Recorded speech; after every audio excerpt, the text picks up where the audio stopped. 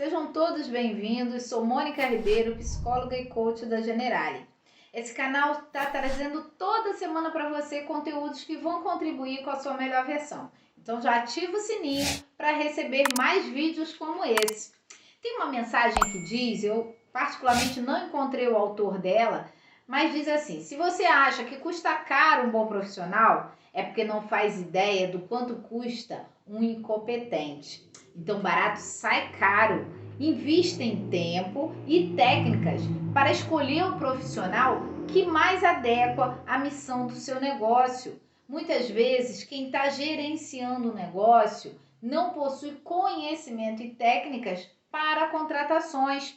Estamos num ano desafiador, desde o ano passado, passando por muitas transformações. E apesar de já existir os processos seletivos virtuais, tornou-se ainda maior todo esse processo durante a pandemia. Ele realmente encontrou um espaço ainda mais diversificado. Então, quais são os processos, as vantagens do processo seletivo à distância, o processo seletivo virtual? Primeiro, ele diminui as despesas, tanto do contratado, do possível contratado, quanto da própria empresa. Aumenta o alcance de talentos. Você consegue, por exemplo, entrevistar pessoas de outras cidades e você tem um alcance maior de profissionais que estão disponíveis no mercado. Otimiza o tempo, tanto de candidatos quanto de recrutador, facilita muito.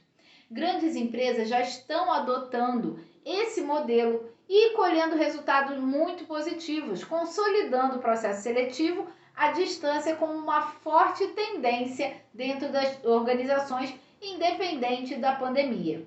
Mas não vamos ficar sem a seleção presencial, ela também vai continuar existindo. Independente do modelo que a gente adote, o que chamamos aqui a atenção e a reflexão é sobre como ser assertivo no processo que é a base de toda a organização.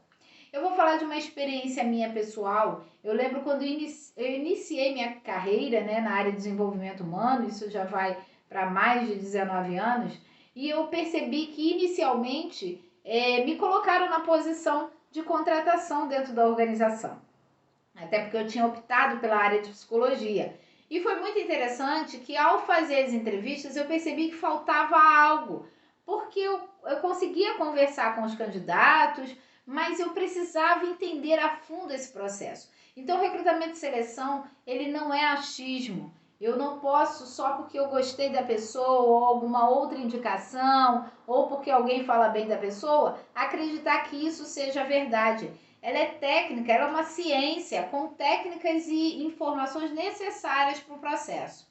O recrutamento e seleção nas empresas, ele não tem apenas como a entrada dos colaboradores dentro da organização, mas ele também atua com a retenção. A partir do momento que desse profissional ele entrou na empresa, eu preciso então desenvolver esse talento, avaliar e aprender a reter esse profissional.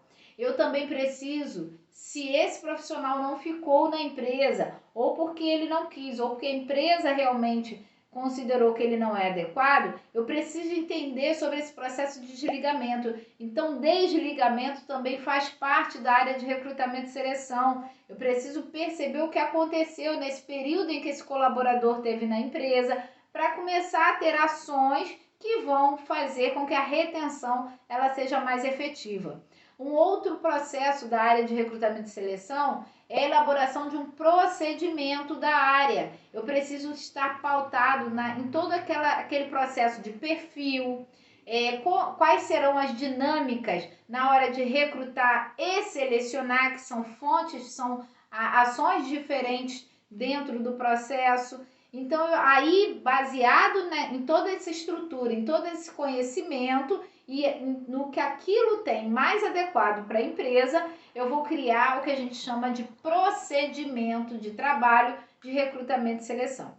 E, principalmente, por último, avaliar os gráficos que cuidam desse processo. Um deles, e o mais conhecido, é o indicador de rotatividade, ou turnover, que é para trabalhar o processo de período em que a pessoa esteve dentro da empresa, como foi, qual é o tempo de durabilidade, esse processo de contratação, ou seja, é entrada e saída de colaboradores dentro de uma organização. Existem outros gráficos que a gente pode utilizar para aprender a desenvolver o recrutamento e seleção de uma forma mais estratégica dentro da organização. O próprio indicador de retenção, o indicador de período de experiência, entre outros.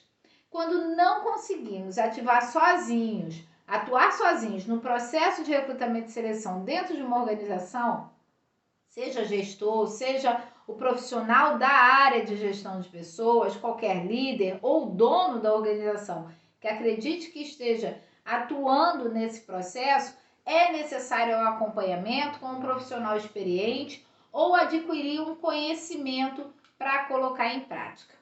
É muito importante que todo esse conteúdo, todas essas informações que a gente tenha falado até aqui, ela seja realmente utilizada na prática. E se ainda assim houver alguma dúvida em que você queira realmente se aprofundar no assunto, entre em contato, mande uma mensagem, a gente fica curioso e quer saber se você realmente se faz sentido esse conteúdo para você, tá bom? E se gostou, compartilhe, ativa aqui o nosso sininho para receber mais conteúdos do nosso canal e curte essa mensagem que a gente deixou aqui para você. Até a próxima!